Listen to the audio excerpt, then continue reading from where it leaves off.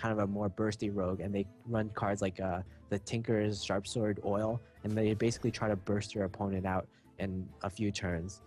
Yeah, I've seen them like run the old backspace rogue, just kind of a reflavored, so that it's maybe a little. I think Tinker's Sharp Sword Oil really enables that deck nowadays, with Blade Flurry just being such a massive board clear.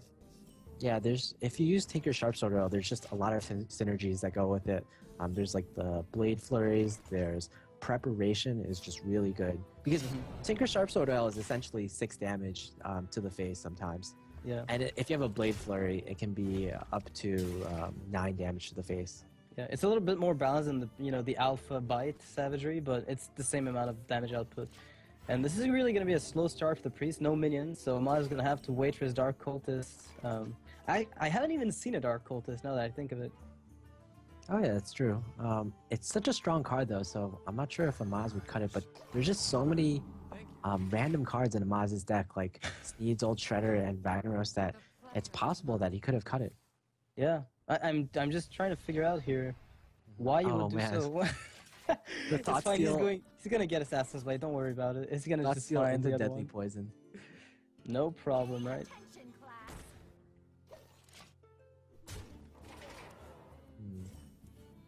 Yeah, this is kind of not what you want as the Priest player.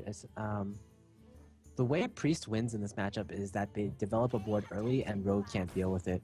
One of the more famous games was a Firebat was playing Rogue against, I believe, one of the Korean players at BlizzCon, and the Korean player just developed the board way too much, and Firebat didn't have the right answers, and even though he was running Miracle Rogue, the Priest won. Okay, just because he had the advantage on the board. Well, sometimes you still have to find, like back in Miracle Rogue, it was still, you still had to find the card cycling mechanics. If you didn't find those on time, or no ability to board wipe, then that was still a problem. It's not like you won 100% of your games, but it was still lopsided. Not like Control Warrior Freeze Mage, but in a fairly fair manner, like 60 to 70%, I feel, is acceptable when you're playing a counter deck.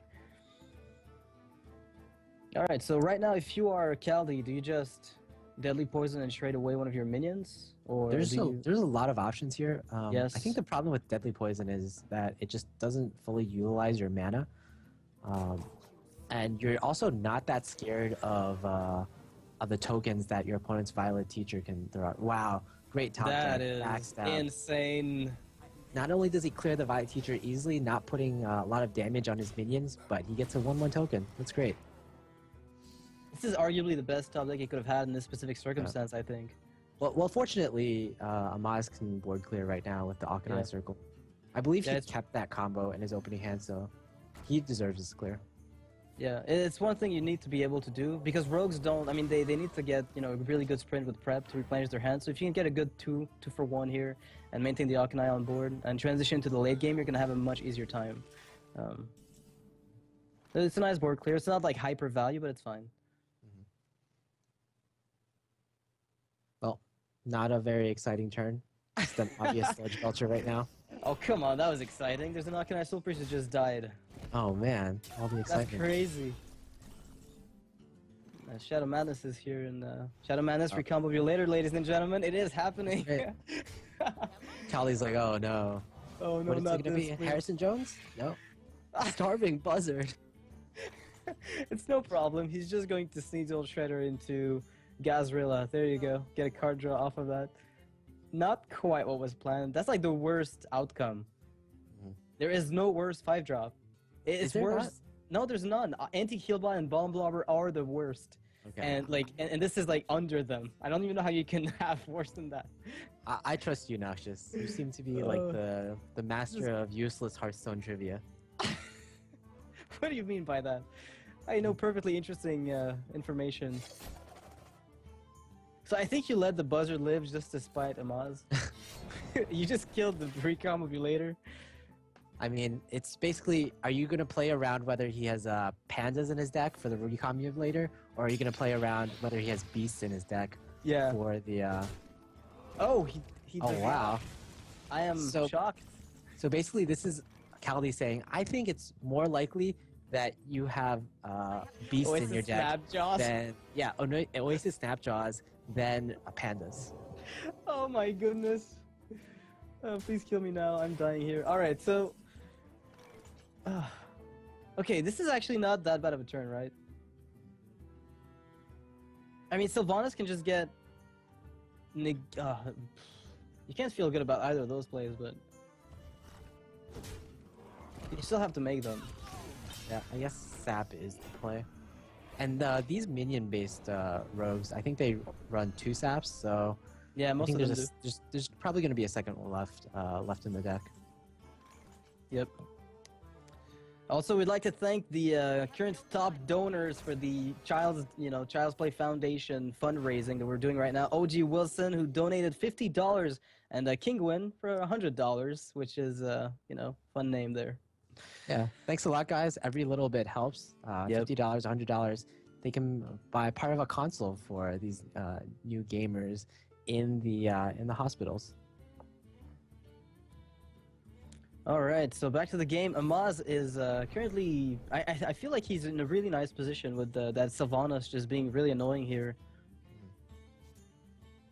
Yeah, not really a great way to deal with the Sylvanas. He could maybe eviscerate it.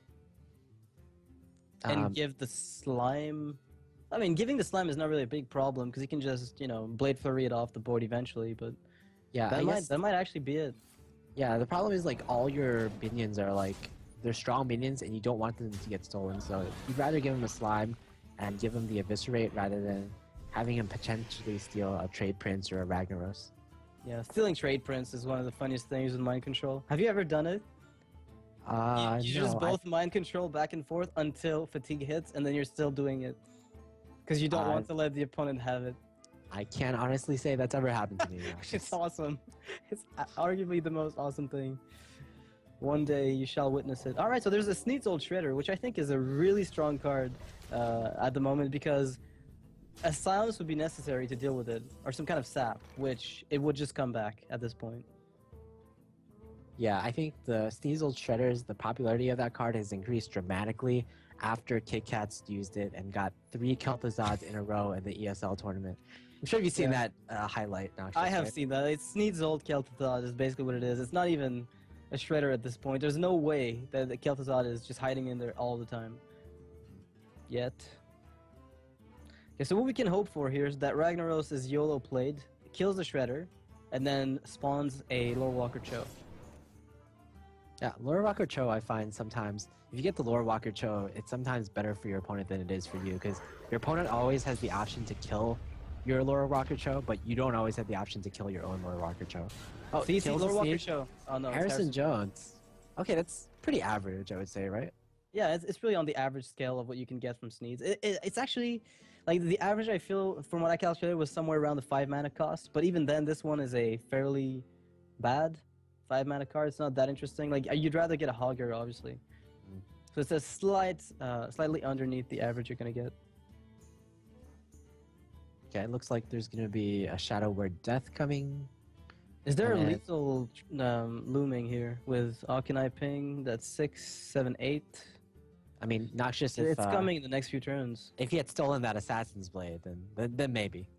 Oh, he's probably going. If he thought steals, he's going to get it, but he might not be interested in doing so. He's not interested in winning, is what you're saying. Yeah, that's pretty much what I'm saying. Yes, but Amaz does what Amaz wants.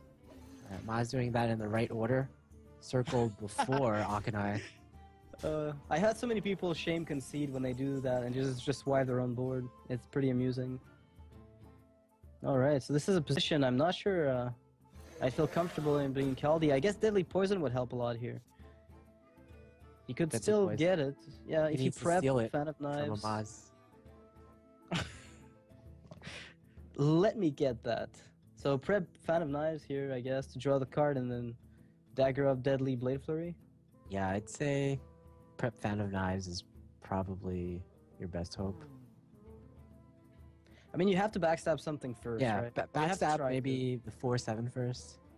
Yeah, on the options that you do find the Deadly Poison and you God draw. And if you do, that's going to reset the board in a way. But there's like one out right now in Kaldi's deck, I think. He's going for it. Alright. Oh, he's not going to prep. He has to. doesn't hit. Otherwise, he can't do the whole dagger. Oh yeah, he can do it. Never mind. Well, no, he can't. Well, he can. Yeah, he prep could. the- Yeah. No, he couldn't. Okay, now he has to Blaze Free for 2 everything. So at least like 3 things will die. So the Akanai lets. Actually, that's lethal for Amaz, I believe. Ping, attack. Hold. No, he's gonna be 2 off. Oh, never mind. Now it is. Yeah, that's lethal. Senor del Fuego, according to Admiral. Ragnaros, Señor del Fuego. Yo hablo español. Taran tan tan. Alright, Sí, señor. so this is another Ragnaros kill.